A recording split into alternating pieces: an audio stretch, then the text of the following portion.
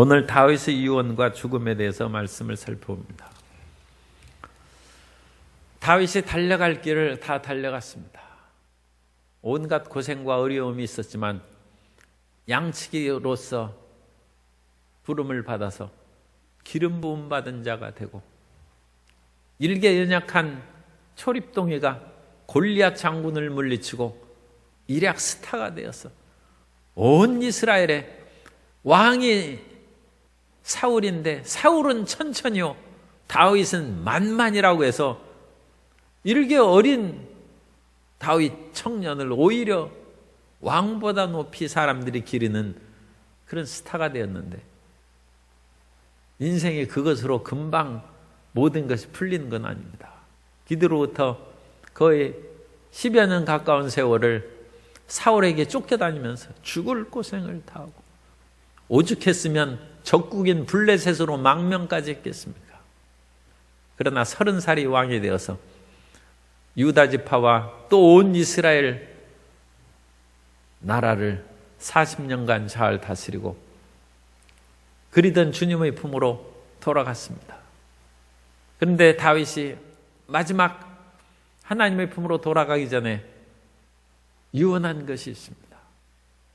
오늘 솔로몬과 또 그 백성들에게 한 그 말로도 생각할 수 있습니다. 그 내용이 무엇인지 살펴보도록 합니다. 첫째로 다윗이 솔로몬에 대한 마지막 말을 보면 솔로몬에게 당부한 것은 너는 힘써 대장부가 되고 힘써 대장부가 되라. 힘써. 대장부라고 번역했는데 히브리어는 이슈입니다. 사람이 되라는 거예요. 그리고 힘써를 번역한 것은 그 앞에 강하라는 것입니다. 너는 강하게 되고 사람이 되라. 직역하면 그렇습니다. 그런데 그것을 두 개를 한꺼번에 붙여서 힘써 대장부가 되라. 그렇게 이제 번역을 했는데, 사람이 이 세상을 살아갈 때는 무엇보다도 강하고 담대한 마음이 필요해요. 자신 있게 인생을 살아야 돼요. 그러니까 그야말로 어떤 그런 개천에서 용난다는 말이 있지만 개천에서 살고 험한 상황에 있어서도 강건한 마음을 가져야 되는데, 이 우리나라 젊은이들이 힘차고 강한 사람들이 많이 있습니다만 그래도 너무 연약하게 돼가지고 그야말로 모든 것을 포기하는 그 포기 젊은이들을 얘기하고 헬 조선으로 어찌하여 이 땅에 태어났는가. 우리 반만년 역사에 20세기 후반부터 오늘 21세기만큼 잘 사는 시대가 거의 없습니다. 사실 초유의 번영을 누리고 세계 10위의 경제대국을 이룩한 것은 반만 역사의 유일한 것입니다. 이런 시대에 살지 못하겠다 하는 것은, 우리가 권면하는 것은 힘써 대장부가 되라. 아무것도 없는 초근 모피를 하면서도 경제 발전을 이룩하고 살아왔는데 어찌 그렇게 나약하게 살아갈 수 있습니까? 사람다운 사람, 사람다운 크리스찬다운 크리스찬이 되어서 나가야 되는데, 그렇게 힘써 대장부가 되고 강하고 담대한 사람이 되는 데 있어서 가장 뒷받침이 되는 힘이 있어야죠. 무엇이 우리를 뒷받침해서 대장부가 되게 합니까? 돈입니까? 권세입니까? 그런 것도 좀 도움이 되죠. 그런데 우리를 가장 힘있게 하는 것은 따라서서 하나님의 말씀입니다.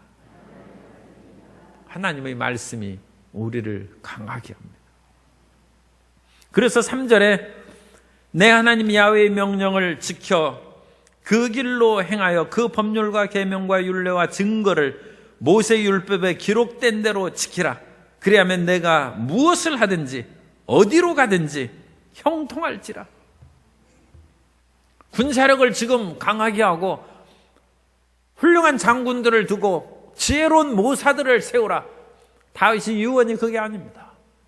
하나님의 율법, 주의 말씀을 붙잡고 모세의 그런 율법대로 지켜 행하라는 것입니다. 그러면 내가 어디로 가든지 언제든지 잘 된다는 것입니다. 옛날에 강다리 목사님이 대전지방의 교회에서 부흥회를 했는데 그 목사님이 좀 강한 설교를 했어요. 성도 여러분이 지금 예수님 잘 믿는다고 앉아 있는데 여러분 자녀들이 여러분만큼 잘 믿고 있습니까? 자녀들이 예수님 믿게 하지 않은 사람은 지금 거의 인생을 올바른 열매를 맺지 못한 것입니다. 좀 강한 어조로 얘기했어요. 그런데 며칠 뒤 그 교회 새벽 기도에 비명소리가 나. 그래가지고 사람들이 뛰어가 보니까 그 교회 오래 다닌 할머니가 참 이런 말씀 이게 또 하기가 참 한데 이게 절대 이게 참 그런 일을 해서는 안 됩니다. 못을 가지고 자기 손바닥에다 성경책으로 그걸 성경책 목소리로 자기 손바닥에다 못을 박았어요. 그러니까 자기가 아프니까 소리를 지르는 거예요. 사람 뛰어가서 아니 할머니 이게 무슨 짓입니까? 예수님은 나를 위하여 십자가에 못 박혀 죽으셨는데 난 예수님 은혜로 이와 같이 구원받고 이제 얼마 안 있어서 죽으면 천국 갈 건데 내 자식들은 한 사람도 교회를 다니지 않으니까 내가 자식을 잘못 키워서 내 손바닥에 못을 박았다고. 그 자녀들은 한 사람은 큰아들은 술집하고 둘째 아들은 이발소하고 셋째 아들은 다방하는데 한 사람도 새 아들이 교회를 안 다녀. 할머니 이러지 말고 병원 못 간다. 여기에서 내 손바닥에 못 찔렸다고 죽는 것도 아니지만 내 여기에서 더 회개 기도해야 된다. 아들들이 달려왔어. 어머니 이게 무슨 짓입니까? 못을 제발 뽑으십시오. 병원에 가십시오. 그러니까 할머니가 외쳤습니다. 내 손에 못을 뽑을 생각 말고 너희 마음에 불신을 뽑아라. 이 할머니가 또 설교를 아주 잘하네. 그 새 아들이 이러니까 이거 큰일 나겠거든. 교회 나갈 테니까 제발 우리 병원에 가자고 해서 새 아들이 그냥 한날 한시에 다 구원받고 교회에 나왔던 그런 얘기가 있습니다. 다윗이 솔로몬에게 왕위를 물려주면서 나라 잘 다스리라는 그런 말을 지금 하는 것은 그 다음입니다. 그 다음이고 하나님 잘 믿으라는. 그 당시 하나님 잘 믿는 것은 율법 지키라는. 그 당시 하나님의 말씀대로 살아가면 내가 왕을 하든지 사업가를 하든지 학교에서 선생을 하든지 정치가를 하든지 올바르게 살아갈 수 있다는 것입니다. 말씀을 지키고 살면 내가 형통할 것이다. 그리고 다윗은 이미 사무엘하 7장에서 언급한 그 하나님의 약속을 얘기합니다. 하나님께서는 나에게 말씀하시기를 내 자손들이 하나님의 율법만 믿으면 영원토록 그 위에서 떠나지 않겠다고 약속해 줍니다. 이 다윗 언약입니다. 다윗이 하나님께로부터 약속을 받았어요. 금은 보화보다 중요한 것이 하나님의 약속인 줄 믿으시기 바랍니다. 다윗이 유언에 그 상속을 해주는 거예요. 내 받은 약속을 너에게 주노니 곧 하나님의 말씀대로 살아가면 내 보호자가 내 왕위가 튼튼하게 될 것이고 내 자손의 자손을 이어서 왕위에서 쫓겨나지 않을 것이라는 것입니다. 하나님의 언약을 들은 것, 그것을 자손에게 남겨주는 우리 성도 여러분 되시기를 예수님 이름으로 축원합니다. 지금 주식 넘겨줘도 이 상속 주식은 뭐 세금이 60%가 넘는데다 어째 그래가지고 지금 수조 원 세금 낼 판에 아니 수조 원 세금 내도 남는 것이 수조 원이면 이익은 뭐 충분하죠. 그런데도 또 내 돈도 아닌데 그거 너무 많이 내지 않나 싶은 생각이 들고 그러는데, 어쨌든 지금 그게 중요한 것이 아니에요. 하나님의 약속을 상속해 주는 거예요. 하나님의 약속을 상속해 주는 거예요. 그건 세금도 없어요. 그러나 가장 위대한 것입니다. 가장 위대한. 그래서 다윗은 이 말씀을 보면서도 다윗은 신앙 있는 사람입니다. 다윗은 믿음의 사람입니다. 너는 힘써 대장부답게 살아가야 되는데 그것은 하나님의 말씀대로 살아가는 것이고, 말씀대로 살아가면 내 왕위가 튼튼하고 형통할 것이다. 그리고 나서 다윗은 이제 정치 얘기를 합니다. 내가 나라를 잘 이끌어가야 되는데 지금 요압 장군이라는 그런 군대 장군이 있어. 그런데 요압은 절대로 늙어 죽지 못하게 하라. 그러니까 처벌하라는 것입니다. 왜냐하면 평화시에 다윗이 화친하고자 세운 이스라엘의 장군을 아브넬을 괴계를 써가지고 죽였어요. 뿐만 아니라 나라가 어지러웠을 때 그 유다 지파의 사람들을 이끌어 나아갈 수 있도록 아마사를 군사령관으로 세웠는데 그것도 요압이 경쟁자가 된 것이죠. 그러니까 아브넬도 사실 그때 남북이 통합됐으면 군사령관이 될 가능성이 크죠. 그러니까 자기에게 대적이 될 만한 아브넬 죽이고, 아마사는 유다 지파의 마음을 돌리기 위해서 다윗이 압살롬 쿠데타가 있은 후에 사령관을 시켰는데 그냥 죽였어. 다윗이 얼마나 화나겠습니까? 그런데도 요압을 죽이면 그 당시 군 체계가 무너지고, 또 요압도 잘한 일도 많이 했어요. 뿐만 아니라 요압에 빚진 것도 있어요. 왜냐하면 우리아를 죽게 할 때 요압에게 편지시켜서 우리아 죽게 했지 않습니까? 그래가지고 밧세바를 자기가 자기도 잘못한 것이 있으니까, 네 그러면 이거 SNS 올리고 말이지 당신도 나도 다 같이 죽겠다 하면, 나라가 다윗이 뭐 그걸 두려워하지는 않지만 그러면 나라가 어떻게 되겠습니까? 다윗은 자기의 개인의 죄는 그야말로 눈물로 침상이 떠오를 만큼 통곡하면서 회개를 했지만, 그래도 그것을 듣는 사람은 그걸 다윗이 올바른 왕이라고 하겠습니다. 끝까지 참다가 마지막에 그런 잘못된 행동을 한 요압을 너는 그대로 두지 말라. 사필 규정이라는 것이죠. 모든 일은 정의롭게 처리를 해야 됩니다. 우리 그걸 부탁하는 것입니다. 그 요압 같은 사람이 있어서는 나라의 정의가 올바르게 세우지 못하고, 그런 사람이 많으면 개인의 야심으로 인하여 나라 일을 그르친다는 것입니다. 개인의 야심으로 인하여 평화시에 훌륭한 두 장군을 죽였으니 그건 오히려 나라를 해롭게 한 사람이라. 그 일을 얘기해주고, 노 대신의 말로가 이제 자기 잘못으로 인하여 끝난 것이죠. 처벌을 받고.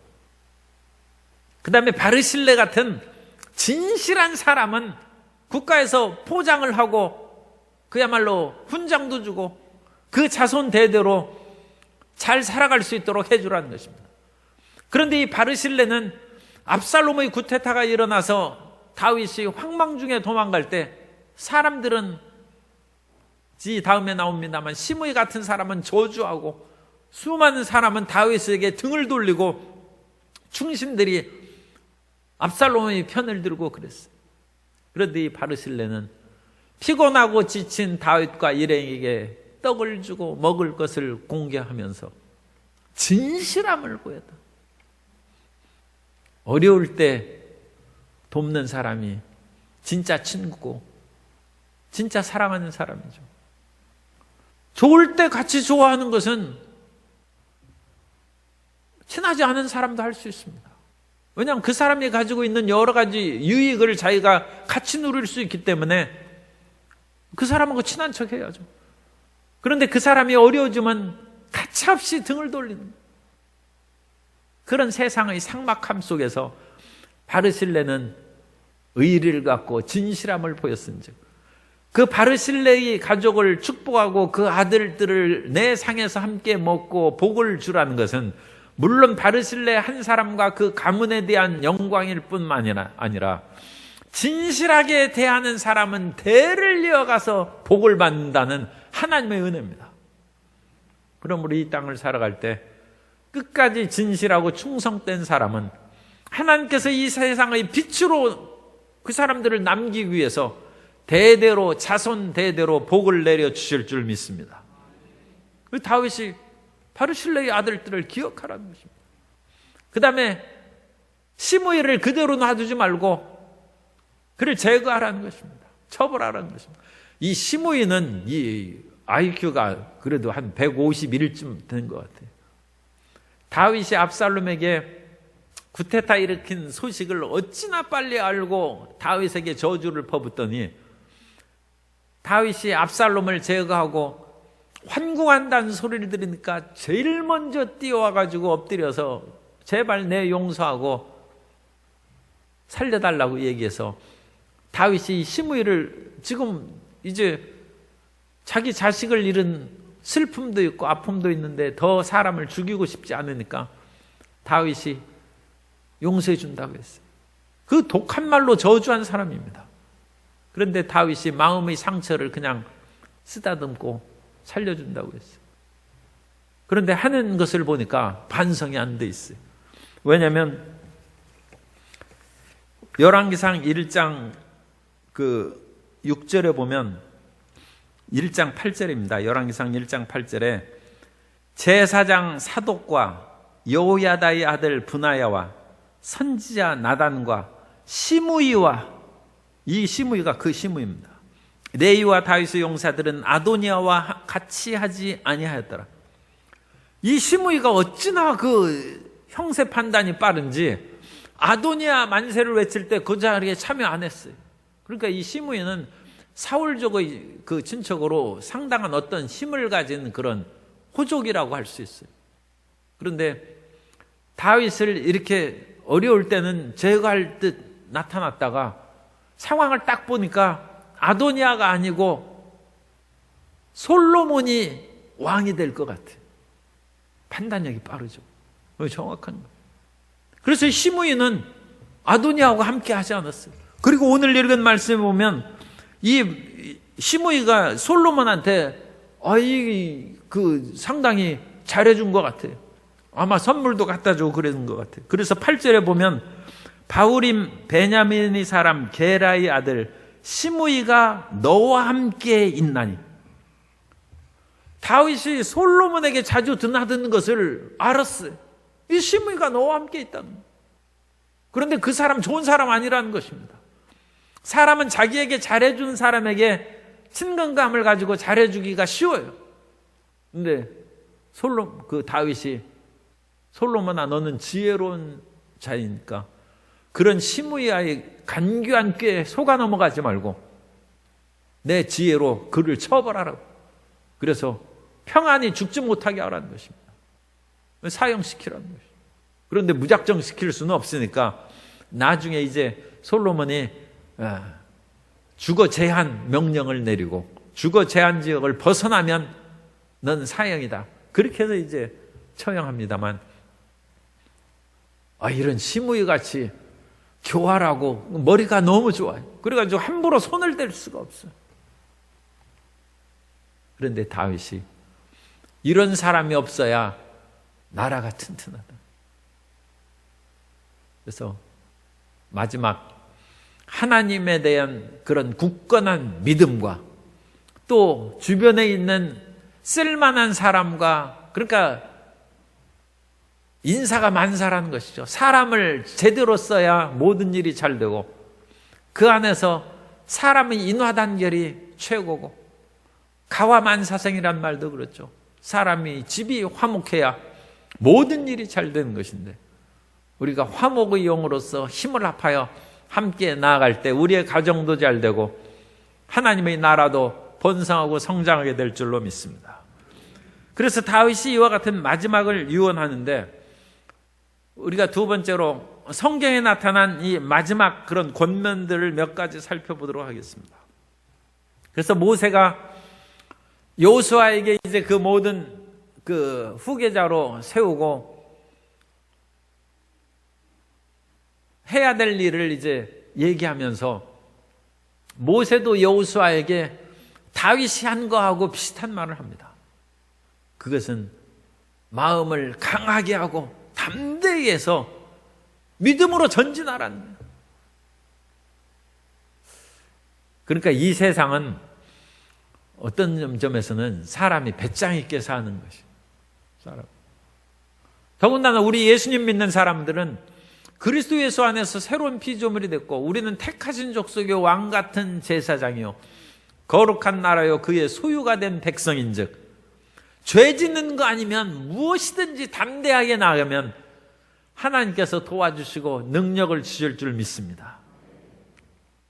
그런 용기와 배짱이 있어야죠. 죄 짓는 것 빼고는 하나님께서 어찌 안 도우시겠습니까? 그 아들의 보혈로 우리를 구속하셨는데. 신명기 31장 7절 이하에서 이제 모세가 여호수아에게 하는 말씀입니다. 모세가 여호수아를 불러 온 이스라엘의 목전에서 그에게 이르되 너는 강하고 담대하라. 너는 이 백성을 거느리고 야훼께서 그들의 조상에게 주리라고 맹세하신 땅에 들어가서 그들에게 그 땅을 차지하게 하라. 그리하면 야훼 그가 내 앞에서 가시며 너와 함께 하사 너를 떠나지 아니하시며 버리지 아니하시리니 너는 두려워하지 말라. 놀라지 말라. 처음에 강하고 담대하라. 제일 끝에는 두려워하지 말라. 놀라지 말라. 지금 가나안 땅에 견고한 성읍이 있고 거기 12정탐꾼 중에 여호수아와 갈렙이 참여했었죠. 다른 10명의 정탐꾼들은 우리는 그들에 비하면 메뚜기 같다고 했어요. 그 말을 친히 직접 듣고 탐사한 사람입니다. 그러나 여호수아가 백성들을 이끌고 그 위대한 모세를 이제 남겨두고 모세는 이제 돌아가시니까 자기가 이끌고 가야 되는데 얼마나 마음에 근심이 되고 짐이 무겁겠습니까? 그런데 강하고 담대하라. 그리고 나서 모세는 그러니까 우리에게 주는 것이 이 지금 유언을 성경에 나타난 유언을 살펴보는 그 결론부터 말씀을 드리면 왜냐하면 시간에 따라서 제가 그냥 다 생략해 버릴 수도 있어요. 결론부터 말씀드리면 하나는 강하고 담대하게 사는 거예요. 따라서 하세요. 강하고 담대하게 삽시다. 그것은 모세도 그렇고 다윗도 그렇고 직접 그 사람에게 주는 권면의 말이에요. 그러니까 우리에게 주는 부모님의 유언은 내가 너에게 남은 거 주는 거 아무것도 없어도 너는 강하고 담대하게 배짱 있게 살아라. 그러면 틀림없이 성공한다. 이게 그겁니다. 그리고 두 번째는 기도해 주는 거예요. 모세가 그 다음에 이스라엘의 12지파를 위하여 예언적인 축복을 합니다. 다윗도 이 뒤에서 보겠습니다만 마지막으로 기도를 합니다. 기도해서 이 모든 사명을 이룰 수 있게 해 주십시오. 그러니까 하나는 사람에게 얘기하고 하나는 하나님께 맡기는 것입니다. 성도 여러분들이 자녀에게 가까운 사람들에게 할 때 꼭 이 두 가지를 잊지 마시기 바랍니다. 기도만 해주는 것으로 안 돼요. 그건 하나님께서 맡기는 건데 사람에게는 자기 이성을 가진 존재이기 때문에 항상 기억나는 말을 해줘야 돼요. 그 기억나는 말은 너는 굳세라는 거예요. 아니면 너 어딜 가든지 두려워 말라. 너는 내 사랑하는 자식이다. 내가 항상 너를 사랑한다. 그러면 힘들고 어려울 때도 항상 그 사랑에 대한 기억으로 인해서 낙심하지 않다. 그럼 말을 해줘야 돼. 말을. 말을 해주고 그 다음에 하나님의 돌보심이 있도록 기도하고, 지금 다윗도 그렇고 모세도 그렇고 사무엘도 마찬가지. 사무엘이 이제 그 모든 것을 은퇴하고 떠날 때가 되었어요. 그래서 사무엘상 12장 20절 이하에 보면 사무엘이 백성에게 이르되 두려워하지 말라. 이 사무엘도 똑같아요. 두려워하지 말라. 너희가 과연 이 모든 악을 행하였으나 야훼를 따르는 데에서 돌아서지 말고 오직 너희 마음을 다하여 야훼를 섬기라. 돌아서서 유익하게도 못하며 구원하지도 못하는 헛된 것을 따르지 말라. 그들은 헛되니라. 두려워 말고 하나님만 믿으라는 거죠. 그걸 말을 해준 거예요. 그리고 나서 사무엘은 나는 끝까지 너희를 위하여 기도하겠다. 사무엘상 13장 23절 이하에 나는 너희를 위하여 기도하기를 쉬는 죄를 야훼 앞에 결단코 범하지 아니하고 선하고 이로운 길을 너희에게 가르칠 것인즉 너희는 야훼께서 너희를 위하여 행하신 그 큰 일을 생각하여 오직 그를 경외하며 너희의 마음을 다하여 진실이 섬기라. 그래서 그 인생을 살아가는 데 있어서 마지막 해줄 말은 두려워 말고 강하고 담대하라는 것입니다. 옛날에 어떤 랍비가 제자들을 모아놓고 너희는 인생을 바른 길을 걸어갈 수 있도록 내가 너희를 가르치는데 마지막으로 이제 수능 시험이나 마찬가지예요. 내가 문제를 내겠다. 어떻게 바른 길을 걸어갈 수 있는지 대답하도록 하라. 그러자 한 제자가 얘기합니다. 바른 길을 걸어가려면 좋은 성격이 있어야 됩니다. 마음이 좋은 성격이 좋아야 올바르고 바른 길을 걸어가는 것이죠. 그렇게 얘기했어요. 그러자 옆에 있던 다른 제자가 대답합니다. 좋은 친구가 있어야 됩니다. 나쁜 친구 사오면 꼭 죄악의 길로 빠져가기가 쉽습니다. 그래서 친구를 잘 사귀는 것이 중요하고 그 친구는 주변의 사람들이죠. 주변 사람들에게 우리는 영향을 많이 받아요. 그래서 좋은 친구를 사귀어야 바른 길을 걸어갈 수 있습니다. 또 다른 제자는 좋은 환경이 있어야 됩니다. 온갖 싸우고 고통과 좌절이 가득한 곳에서는 바른 길을 걸어가기가 어려운 것이죠. 그래서 좋은 환경이 필요합니다. 마지막으로 다른 한 명의 제자가 대답합니다. 바른 길을 걸어가려면 좋은 마음을 가져야 합니다. 그러자 랍비가 무릎을 탁 치면서 내가 가장 좋은 대답을 했다. 사람이 좋은 마음을 가질 때 좋은 친구도 생기는 것이고 좋은 마음을 가져야 좋은 성격이 되는 것이고 좋은 마음을 가지면 모든 것이 오늘 우리식으로 얘기하면 합력하여 선을 이루는가 환경도 바뀌는 것이다. 그래서 언제 어디서든지 악한 마음을 갖지 말고 좋은 마음을 갖도록 하라. 그러면 너는 올바른 삶을 살아갈 수 있을 것이다. 이 세상에서 마지막 우리가 당부하고 가르칠 말은 항상 좋은 마음을 가지고 세상에 대한 두려움과 놀라움을 다 떨쳐버리고 강하고 담대하게 살아가는 것입니다. 사도 바울이 마지막으로 에베소 장로들을 불러서 권면하는 것이 이제 사도행전 20장 32절 이하에 나옵니다. 지금 내가 여러분을 주와 및 그의 은혜의 말씀에 부탁하노니, 그 말씀은 항상 하나님 말씀을 기억하고 나가십시오 하는 그런 권면입니다. 은혜의 말씀에 부탁하노니 그 말씀이 여러분을 능히 든든히 세우사 거룩하게 하심을 입은 모든 자 가운데 기업이 있게 하시리라. 내가 아무의 은이나 금이나 의복을 탐하지 아니하였고 여러분이 아는 바와 같이 이 손으로 나와 내 동행들이 쓰는 것을 충당하여 범사에 여러분에게 모본을 보여준 바와 같이 수고하여 약한 사람을 돕고 또 주 예수께서 친히 말씀하신 바 주는 것이 받는 것보다 복이 있다 하심을 기억하여야 할지니라. 이 말을 한 후에 무릎을 꿇고 그 모든 사람과 함께 기도하니, 하나님의 말씀에 부탁하고 그 말씀을 지켜 살아가는 모세나 다윗의 권면하고 마찬가지죠. 여기서 강하고 담대하라는 그 말씀 없습니다만 어쨌든 말씀을 굳게 붙잡고 살아가라, 그 말씀을 하고 그 에베소 장로들과 함께 무릎을 꿇고 기도하고 마지막 이별을 합니다. 그런데 예수님께서 하신 그것도 마찬가지예요. 예수님께서 마지막 일종의 이 사람으로 하면 유언인데, 요한복음 13장부터 17장까지는 마지막 다락방 강화라고 합니다. 마지막 다락방에서 하신 예수님의 마지막 말씀이고, 그 다락방의 말씀이 끝난 후에 겟세마네 동산으로 가셔서 기도하시고 체포되어서 그 다음날 십자가에 못 박혀 이제 돌아가시는 것입니다.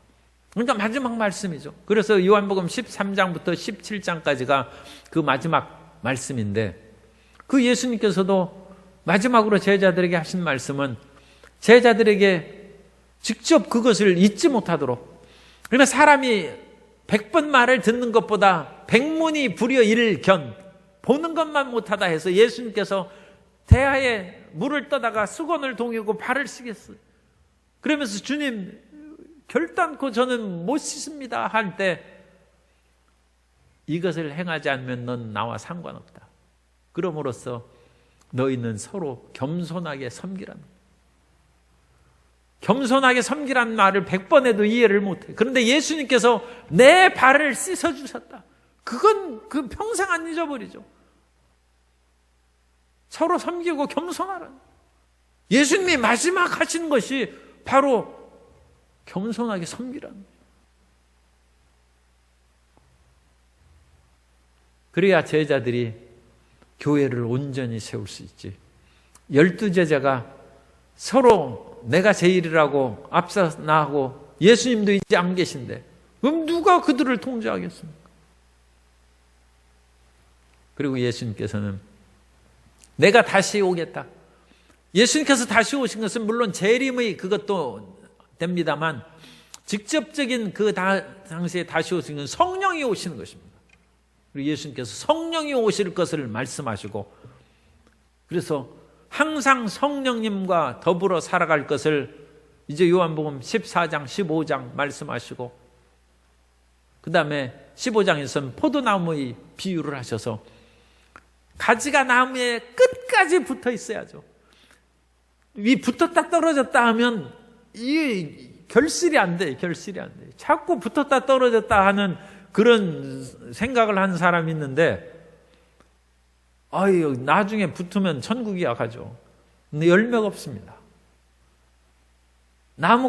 가지가 나무에 붙었다 떨어졌다 하는데 그 열매가 있겠어요? 열매를 맺어도 그것은 그 콩만한 열매를 맺지 무슨 큰, 좀 하지만 호박만한 열매를 맺겠어요. 이 가을에 그런 큰 지붕 위의 호박처럼 이와 같이 큰 열매를 맺으려면 끝까지 붙어 있어야 돼요. 감나무의 감도 끝까지, 여름 그 폭풍 위에 떨어지는 감은 그야말로 이 손가락, 이 유만한 밤이 우수수 떨어지죠. 그 새끼 밤들이. 그런데 끝까지 붙어 있는 감은 그야말로 오늘날에는 이 대봉 얼마나 그 감이 큰지 몰라요. 이 주먹만한 감들이 그렇게 매달려 있어요. 참 그 가지 힘이 대단했어요. 그런 무거운 감들이 주렁주렁 매달려 있어요. 죽도록 붙어 있어요. 끝까지 붙어 있어요. 그리고 그 진액을 주시는 것은 사람이 주는 것이 아니라 하나님이 주시는 것입니다. 하나님의 진액을 왜 자기 스스로 떨어졌다 붙었다 합니까? 그거 얼마나 아깝고 애통한 일입니까? 그 포도나무는 예수님이고, 예수님께서 그 진액을 우리에게 힘을 주셔서 가진 우리가 열매를 맺는데, 그런 모든 사역에 있어서 열심을 다하고 충성을 하면 어쨌든 어딜 가든지 끝까지 붙어요. 엘리사가 엘리야가 가는 곳마다 끝까지 따라다녀요. 하나님께 붙어 있는 것입니다. 그래서 하늘에서 엘리야의 겉옷이 떨어져서 엘리사에게 영감이, 엘리야의 영감이 엘리사에게 임하여 엘리사가 엘리야의 겉옷을 가지고 요단 강물을 치매 요단 강물이 갈라지는 기적이 일어납니다. 그래서 예수님께서는 마지막 강화에서 마지막 권면이 끝까지 포도나무 가지처럼 붙어 있으라는 거예요. 그리고 나서 요한복음 17장에 예수님께서 기도합니다. 대제사장 예수님께서도 자신이 물론 지키고 돌보실 수 있습니다만 하나님 아버지께 마지막으로 기도하는 것이죠. 요한복음 17장 20절 이하에 보면 내가 비옵는 것은 이 사람들만 위함이 아니요 또 그들의 말로 말미암아 나를 믿는 사람들도 위함이니 아버지여 아버지께서 내 안에 내가 아버지 안에 있는 것 같이 그들도 다 하나가 되어 우리 안에 있게 하사 세상으로 아버지께서 나를 보내신 것을 믿게 하옵소서. 예수님께서 기도로 모든 것을 마치고 이제 됐다 가자. 그리고 예수님께서 겟세마네로 떠나신 거죠. 예수님의 마지막 말씀입니다. 마지막 섬기고 성령 받고 끝까지 붙어 있는 것입니다.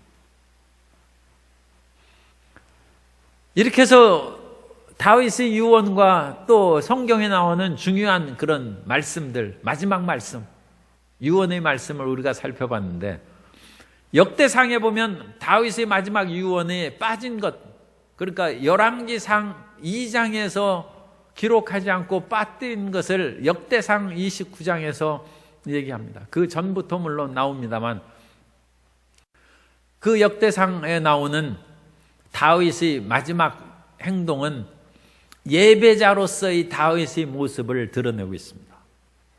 그래서 다윗이 열왕기상 2장 오늘 읽은 말씀은 어느 면으로는 정치적인 것이 좀 많이 들어있는 것이고 역대상에 나온 다윗의 유언은 하나님을 예배하는 다윗의 모습으로 하나님을 예배할 때 가장 중요한 것은 뭡니까? 성전 건축하는 것입니다. 다윗에게 남아있는 마지막 소망은 저는 백향목궁에 거하거늘 하나님께서는 이 장막이 있으니까 이게 어찌 도리에 맞지 않습니다. 제가 하나님의 성전을 건축하게 해 주옵소서. 그러자 하나님께서 우리식으로 얘기하면 껄껄껄 웃으시면서 내가 나를 위하여 집을 지켰느냐? 그래. 그 마음이 가상해서 내가 너의 집을 세워주겠다. 그래서 다윗의 집을 세워준 것이 다윗 언약입니다. 그리고 다윗의 집은 영어식으로 하면 왕조, 다이내스티를 세워준다는 것입니다. 내가 너희 왕과 왕조의 집을 세워주겠다. 그러나 너는 피를 많이 흘린 자인즉 내 손으로 나의 집을 세우지 못한다. 왜냐하면 나의 집은 평화의 집이기 때문에 솔로몬의 그 어근은 샬롬에서 나온 것입니다. 그래서 평화의 아들이 내 집을 지을 것이다. 역대상 22장 7절 이하에 보면 다윗이 솔로몬에게 이르되 내 아들아 나는 내 하나님 야훼의 이름을 위하여 성전을 건축할 마음이 있었으나 야훼의 말씀이 내게 임하여 이르시되 너는 피를 심히 많이 흘렸고 크게 전쟁하였느니라. 내가 내 앞에서 땅에 피를 많이 흘렸은즉 내 이름을 위하여 성전을 건축하지 못하리라. 그래서 다윗 보고는 하지 말라고 그러시고 솔로몬에게 맡기셨어요. 그래서 22장 9절에 보면 역대상 22장 9절에 보라 한 아들이 내게서 나리니 그는 온순한 사람이라 내가 그로 주변 모든 대적에게서 평온을 얻게 하리라. 그의 이름을 솔로몬이라 하리니 이는 내가 그의 생전에 평안과 안일함을 이스라엘에게 줄 것임이니라. 그래서 다윗이 이제 마지막 유언이 이 하나님의 말씀대로 내 아들 솔로몬아 너는 힘을 다하여 성전을 건축하라는 것입니다. 그래서 역대상에서는 포로에서 돌아온 그 백성들이 지금 하는 얘기입니다. 포로에서 돌아온 백성들에게 지금 그 당시 가장 시급한 문제가 뭐겠어요? 성전이 없는 거예요. 그들은 나라도 잃고 성전도 잃어버렸고 모든 백성이 뿔뿔이 흩어져서 이제 페르시아의 그런 해방령으로 고국에 돌아왔는데 그 속에서 구심점이 있어야죠. 우리가 어찌 살까? 이스라엘 백성들은 참 훌륭한 민족입니다. 우리가 어찌 살까? 먹을 것이 있어야 되지 않을까? 군사력이 있어야 되지 않을까? 그런데 그게 아닙니다. 우리가 어찌 살까? 하나님의 집이 있어야 된다. 그런데 우리 대한민국에 그 이민 간 사람들이 해외 가는 곳마다 교회를 짓는다고. 그거 아주 참 대단한 민족입니다. 우리가 어찌 살고 이 낯선 이국 땅에서 어떻게 살아가야 할까? 교회를 세우자. 그래서 이민교회들이 부지기수로 세워지고 그 이민교회를 통하여 또한 선교의 거점이 되어서 전도의 역사가 많이 일어났습니다. 그런데 이스라엘 백성들은 성전을 짓는 포로기 이후에 쓰여진 책이 역대상이에요. 그렇기 때문에 다윗이 성전 건축에 대한 이야기를 특별히 길게 쓸 필요가 있는 것이죠. 그래서 열왕기상하고 역대상은 다윗의 역사를 기록했지만 그 내용이 이와 같이 상당히 좀 차이가 있습니다. 그래서 강조한 부분이 다른 것이죠. 그래서 역대상에서는 다윗의 그런 정치적이고 군사적인 활동 그거보다는 하나님의 성전을 세우기 위하여 마음의 소원을 갖고 그 성전을 건축할 모든 재료를 준비하고 그 아들에게 간절히 당부하는 것은 요압이나 시므이 죽여라는 그런 말은 아예 없어요. 그런 것 그게 아니라 너는 성전 잘 건축하라. 그것을 마지막으로 유언을 이제 주는데 역대상 22장 11절 이하에 보면 이제 내 아들아 야훼께서 너와 함께 계시기를 원하며 내가 형통하여 야훼께서 내게 대하여 말씀하신 대로 내 하나님 야훼의 성전을 건축하며 야훼께서 내게 지혜와 총명을 주사 내게 이스라엘을 다스리게 하시고 내 하나님 야훼의 율법을 지키게 하시기를 더욱 원하노라. 그래서 다윗이 마지막 유언은 성전 건축하라는 것입니다. 그리고 나서 다윗은 성전 건축을 위하여 마지막 죽을 때까지 준비를 많이 했어요. 그래서 국가의 재정의 상당한 퍼센트를 성전 건축 비용으로 떼어서 그걸 비축했어요. 오늘날 그 교회 짓고 성전 건축해야 되는 분들은 1년 예산 있으면 1년 예산의 그런 몇 퍼센트를 떼놓고 그걸 적립해가지고 건축을 준비해야죠. 우리 집 사는 거나 마찬가지예요. 우리가 집을 오늘날에는 집 사는 것이 너무 집값이 올라가지고 그거 은행에 적금 넣어봤자 이자도 없고 그러니까 이게 참 어려운 시대예요. 그러나 예전엔 집 살려면 돈을 모아야죠. 적금을 들고 그것을 조금씩 모으고 해가지고 어느 정도 그것을 할 수 있는 그런 가능성을 가져야 되는데 그런 것처럼 다윗도 국가의 재정의 상당한 부분을 성전 건축을 위해서 그걸 비축해 모아놨습니다. 모아놓은 돈이 있어요. 더군다나 그 다윗은 개인적으로도 상당히 물질이 많이 있었어요. 오늘날의 개념으로서는 우리가 조금 이해하기가 좀 곤란한 것이 있는데 그것은 전쟁에서 이긴 노량물은 전쟁에 참여한 사람 겁니다. 그러니까 전쟁에 나아가서 그 나라를 정복하면 그 모든 것은 그 이긴 자의 그런 소유물이 되는 거예요. 고대 세계의 법입니다.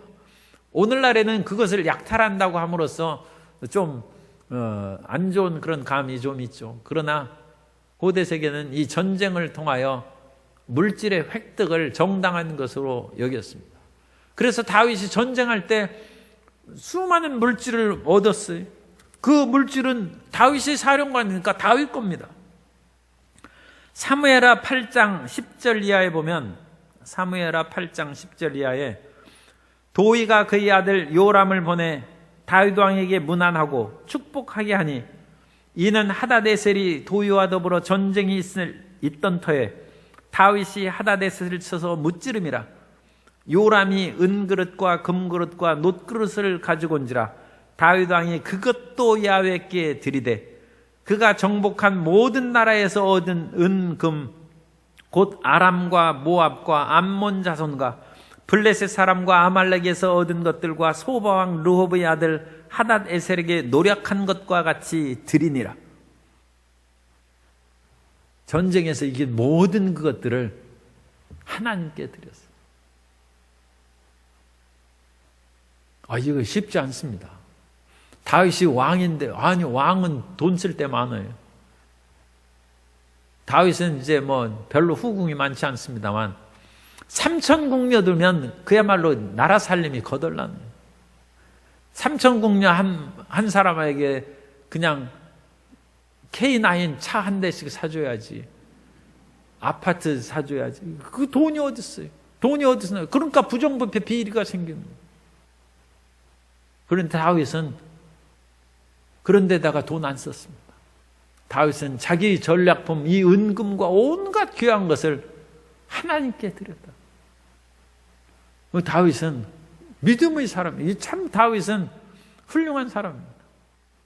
존 웨슬레도 그 사람의 주머니가 회개하지 않으면 진짜 회개한 것이 아니라는 얘기를 했는데 다윗은 참으로 하나님을 섬기고 주를 섬긴 사람입니다. 그래서 다윗은 그 모든 물질 준비를 다 해놓고 또 백성들과 함께 솔로몬의 이 모든 일을 다 행할 수 있도록 마지막으로 기도합니다. 그래서 역대상 29장 18절 이하에 보면 우리 조상들 아브람과 이삭과 이스라엘의 하나님 야훼여 주께서 이것을 주의 백성의 심중에 영원히 두어 생각하게 하시고 그 마음을 준비하여 주께로 돌아오게 하시오며 또 내 아들 솔로몬에게 정성된 마음을 주사 주의 계명과 권면과 율례를 지켜 이 모든 일을 행하게 하시고 내가 위하여 준비한 것으로 성전을 건축하게 하옵소서 하였더라. 마지막에는 다윗의 기도입니다. 하나님, 저는 이 모든 것을 다 준비해 놨는데 제 자식 댁에 가서 솔로몬은 1천 그 부인이 있었어요. 이거 자칫하면 성전 기금 마련하는 거 다 탕진할 판이에요. 그런데 다윗이 그렇게 안 했어요. 다윗이 그 돈도 부족해가지고 나라 곳간을 거덜낸 것은 성전 건축한 다음입니다. 참 얼마나 다행스러운 일. 그러니까 솔로몬이 타락한 것은 성전 건축한 다음이지 그 전에 솔로몬이 부인 1,000명 얻었으면 이가 다 돈 나가는 거예요. 근데 솔로몬이 그 전에는 정신이 올바랐어요. 그런데 나중에 그 정신이 잘못돼서 이제 타락했습니다만 또 회개를 했겠죠. 그런데 솔로몬만 마음을 바르게 가져서는 안 되고 백성들도 마음을 가지고 아니 하나님 성전에 왜 그 많은 돈을 투자합니까? 우리 먹을 것도 없는데 그래가지고 백성들이 들고 일어나서 여론이 나빠지고 그러면 성전 건축 못하는 것이죠. 그래서 다윗은 하나님께 맡기는 거예요. 하나님, 이 백성들도 끝까지 주님께 충성하고 내 아들도 온전히 하나님께 충성해서 성전 건축을 하게 하옵소서. 다윗의 이 기도가 응답된 줄로 믿습니다. 그래서 다윗은 죽었어요. 그러나 성전은 건축되고 이 세상에서 그 아름다운 성전이 모든 이스라엘 백성들의 희망이 되었고 뿐만 아니라 그 성전을 향하여 기도하는 자는 모두 다 문제 해결을 받고 복을 받고 심지어 시편에 나옵니다. 예루살렘을 평안을 위하는 자는 복이 있다. 하나님의 성전이 있기 때문에 그런 것입니다. 그래서 위대한 이스라엘이 된 것입니다. 그 위대한 이스라엘이 예수님을 거부함으로 지금 일종의 패가망신한 것이죠. 그러나 예수님을 믿으면 다시 이스라엘도 회복될 줄 믿습니다. 오늘 다윗의 마지막 유언과 기도에 대해서 살펴봤습니다.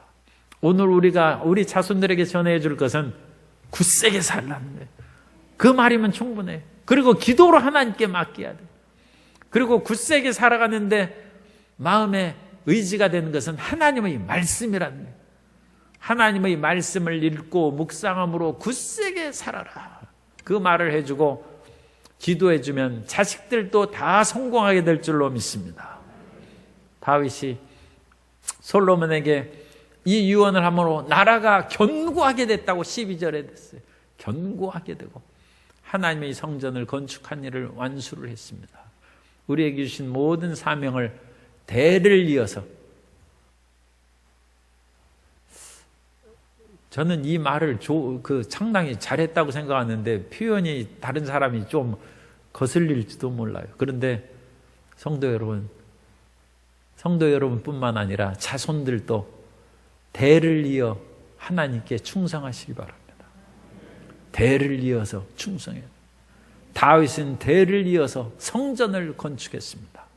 대를 이어서 하나님의 집을 건축하는 모든 성도님들 되시기를 예수님 이름으로 축원합니다.